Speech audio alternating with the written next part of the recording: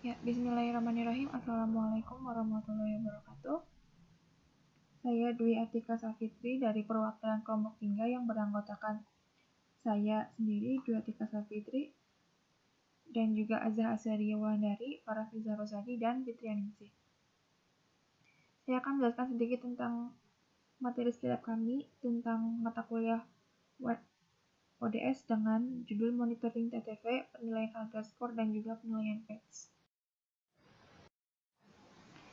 Sebelumnya, saya akan menyampaikan sedikit tentang ambulatory anesthesia atau ODS. Ambulatory anesthesia adalah pelayanan anestesia untuk pembedahan yang secara medis diduga tidak akan memerlukan perawatan menginap pasca bedah. Dalam bahasa Indonesia, ambulatory anesthesia disamakan dengan pengertian anestesi tanpa rawat inap atau pasien ODC atau one day care atau biasa kita kenal dengan one day surgery. Atau lebih gampangnya anestesi tanpa menginap setelah prosedur operasi dilakukan. Selanjutnya, bagaimana sih kriteria pasien ODS yang bisa menjalani one day surgery? Yaitu dibagi menjadi dua, yaitu dengan berdasarkan kriteria pasien dan kriteria pembedahan. Untuk kriteria pasien sendiri ada sehat, pasien sehat termasuk status fisik A1 atau 2 dengan penyakit penyerta yang ringan dan terkendali. 2. Tidak ada riwayat pasca bedah atau anestesia yang kurang baik sebelumnya. 3. Umur bukan merupakan faktor sebenarnya, tapi jika pasien dewasa, muda, dan anak, kecuali bayi prematur di bawah 6 bulan lebih dapat diterima sebagai pasien ODS. Selanjutnya ada pasien mengerti dan memahami instruksi pra-bedah dan pasca bedah atau anestesia. Selanjutnya adalah tempat tinggal pasien tidak jauh dari rumah sakit. Sebaiknya disarankan untuk tidak lebih dari 1 jam perjalanan dari rumah sakit ke rumah. Selanjutnya adalah yang terakhir adalah keinginan pasien sendiri. Untuk kriteria pembedahannya sebagai berikut, yaitu lama pembedahan atau prosedur tidak melebihi 60 menit atau tidak lebih dari 1 jam. Selanjutnya, pembedahan superficial bukan tindakan bedah di dalam kranium, toraks, atau abdomen, atau kecuali laparoskopi bisa. Selanjutnya, tidak memerlukan pelumas otot yang sempurna. Tidak banyak menimbulkan perubahan fisiologis, diduga tidak menyebabkan banyak perdarahan, dan selanjutnya kemungkinan komplikasi pasca bedah rendah sekali atau sangat minim. Selanjutnya untuk pemilihan anestesi pada pasien ODS, yaitu dengan induksi yang cepat, lancar, dan menyenangkan. Pemeliharaan anestesi cukup sempurna, aman, dan menyenangkan bagi pasien dan pembedah. Selanjutnya bebas dari rasa sakit, takut, dan pemulihannya cepat tanpa komplikasi. Komplikasi yang bisa jadi seperti mual, muntah, vertigo, dan lain-lain. Selanjutnya tonus simpatis atau refleks progresif cepat kembali.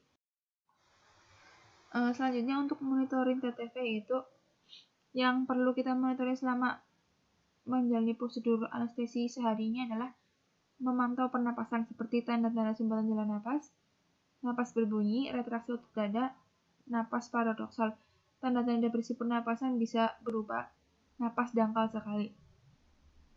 Selanjutnya untuk bagian kardiovaskuler yaitu pantau apakah terjadi hipertensi, hipotensi, shock, aritmia, bradikardi, takikardi, tanda-tanda henti jantung. Selanjutnya untuk warna, apakah pasien satu pucat, dan untuk suhunya hipotermia atau hipertermia, itu semua harus dipantau. Selanjutnya untuk penilaian Alert Score. Penilaian Alert Score sendiri merupakan indikator yang dapat digunakan untuk mengukur apakah pasien sudah dapat dipindahkan ke bangsal atau belum. Alert Score harus mencapai lebih dari 9 agar pasien dapat pindah ke bangsal. Yang bisa kita lihat, yang bisa dinilai adalah dari aktivitas. Jika bisa berpindah itu bisa dengan skor 2. Untuk respirasi, mampu napas dalam dan refleks batuknya bagus, dinilai 2. Untuk sirkulasinya, jika blood pressure atau tekanan darahnya 20 mmHg dari presedation level sedasi, dan kesadaran apakah sadar penuh atau refleks jika dipanggil ataupun tidak merespon, dan yang terakhir adalah warna kulit normal ataukah pucat atau cyanosis. Nah, selanjutnya adalah untuk penilaian PATS. PATS sendiri merupakan suatu sistem scoring yang secara objektif menilai pasien untuk dipulangkan. Modifikasi PATS dibuat karena Dalam kriteria terdapat ketentuan mampu minum pasca bedah, di mana ketentuan minum pasca bedah tidak lagi dimasukkan ke dalam protokol. Kriteria pemulangan pasien dan diperlukan pada pasien tertentu. Untuk modifikasi PADS sendiri memiliki 5 kriteria, yaitu tanda-tanda vital seperti tekanan darah, denyut nadi, frekuensi napas, dan temperatur. Untuk selanjutnya adalah ambulasi, ketiga mual muntah, 4 nyeri, dan yang kelima adalah perdarahan akibat pembedahan. Nah, untuk PADS sendiri ini tabel penilaiannya.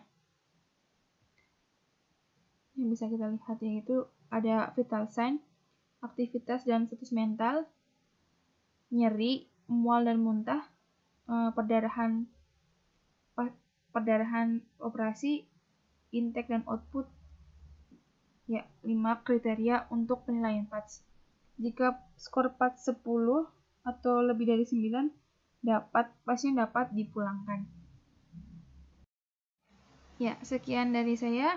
Mohon maaf apabila ada yang kurang atau salah. Terima kasih. Wassalamualaikum warahmatullahi wabarakatuh.